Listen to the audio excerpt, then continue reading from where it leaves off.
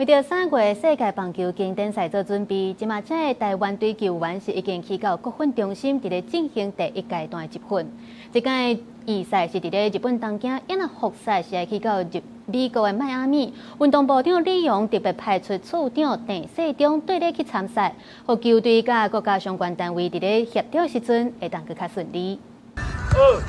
2、3、4、5、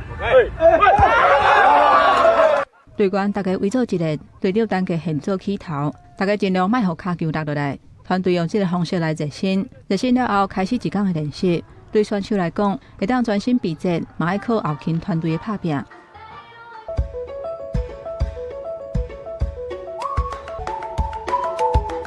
一个一个客人装入去袋仔内底，送去球员休困的饭店。后勤人员伫15开始训练进前的前2天，都全力动员，因为一个选手都有超过25项的装备，寸球甲输球嘛无共款。那我们在每一个楼也会配置工作人员，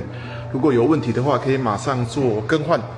甲选手照顾好好势，是后勤团队上较重要的使命。这2届中华职棒组的行政后勤，加前所的团队超过40个人，内底包括运动部处长郑世忠。这一次的预赛直接就在东京，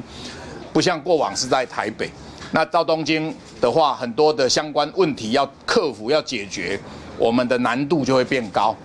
郑世忠讲，主要协助团队后勤行政，和球队甲国家相关的单位，因的联络甲协调会当更较有效率。网络讯号啦，对勤收团队啊的需求去协助解决问题，或者是我们期待如果打到迈阿密，在迈阿密当地当然有一些